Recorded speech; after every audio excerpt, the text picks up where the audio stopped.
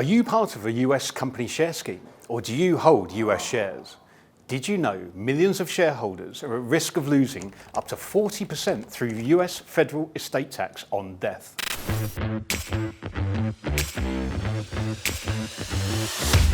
Welcome to the Money Box. My name's Stuart Misson, and I'm a US, UK and internationally qualified senior financial planner, and I work for Skybound Wealth Management. On the Money Box, we're going to look at US federal estate tax laws and how it's going to affect some, if not all, of the shares that you hold. What is US federal estate tax? US federal estate tax is applied when you own US citrus assets. This could be a property, a company, art, cars, but for this particular Q&A, it's all about US citrus shares.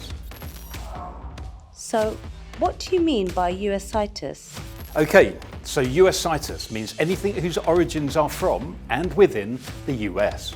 So for example, US companies with their head offices in America, the likes of Amazon, Google, Visa, Microsoft, PepsiCo, Baker Hughes, JP Morgan, Meta, and hundreds more. How does this tax affect my living outside of America? Well, even though you live outside of America, don't have a US passport, or hold a green card, on death, you will still be subject to US federal estate tax on the US assets you own. But I live in a tax-free country. That doesn't matter. Unless the country you were born in, or you're a citizen of, has an estate tax treaty with America, you will still be subject to this tax on death. How do I know if my nationality has an estate tax treaty with America? There are currently 16 countries that have estate tax treaties with the US, and they are: even if you are from one of these countries, you may still be liable to tax, but we would have to look into this on a case-by-case basis. I've already signed a declaration stating I live outside of America with my employer. Yes, absolutely. Most US company share schemes will make you sign a document stating your residence for tax purpose every 2 or 3 years.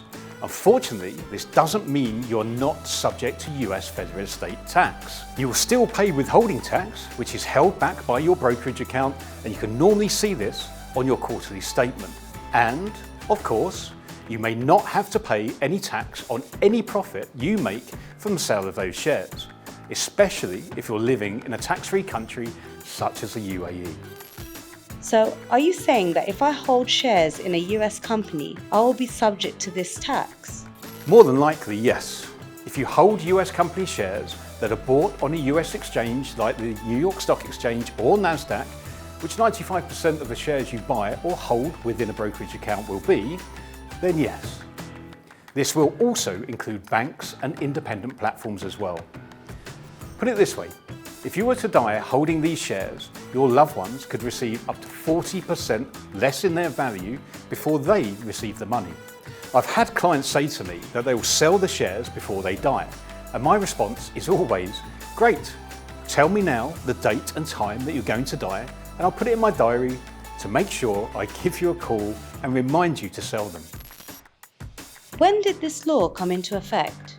In December 2017, the Tax Cuts and Jobs Act was signed into law for the 2018 tax year that stipulates that any non-resident aliens, that's you and me by the way, that holds any US assets over the $60,000 exemption limit will be subject to US federal estate tax, which includes any US cited company share schemes and even shares held in a US cited company. This is not a new law, it's just one that hasn't hit any headlines as yet. What if I hold them through a bank or someone like Swiss Quote, Interactive Brokers or Binance?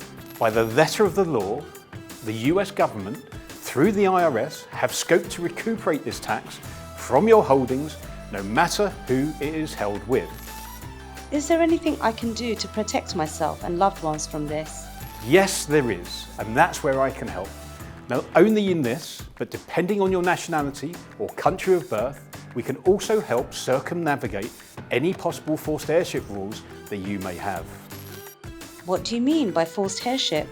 Well, if you were born in a country that applies forced heirship, this vehicle can navigate these to make sure that whomever you want these assets to go to, on death, they will, as per your wishes, and not by the letter of the law of your country or birth nationality. which could see some of the value going to family members that you may not want it to go to. Will I need to sell my shares? Absolutely not. Highly regulated investment vehicle we use has the ability to transfer your shares from where they are being held without selling them into it and hold them. The financial terminology for this is an in-specie transfer. What makes you in a position to advise on this? I'm a Series 65 qualified investment advisor representative, registered federally in the US. I hold the Level 4 UK qualification in financial advice through the London Institute of Banking and Finance, and I have 15 years international experience dealing with clients globally. The updated US federal estate tax law has been around for just over 4 years, and the product that will be used has been around since the 90s. In an international market with the correct nationalities, this investment vehicle mitigates both US federal estate tax and forced heirship laws.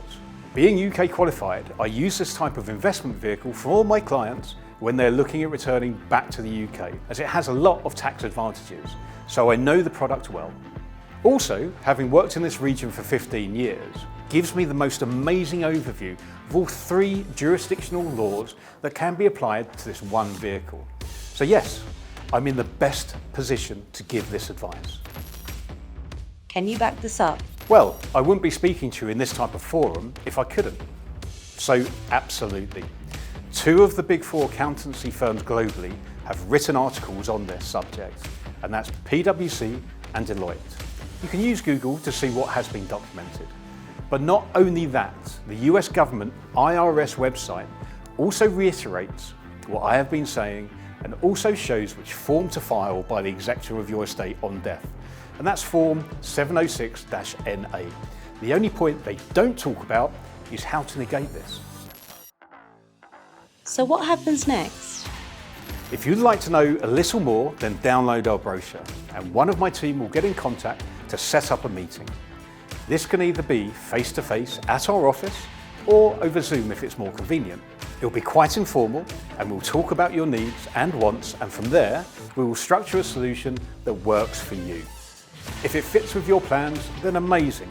If not, then at least you know what US estate tax your loved ones will be liable for. Thanks, Stuart. No problems at all. I hope you found this useful and I look forward to connecting with you soon.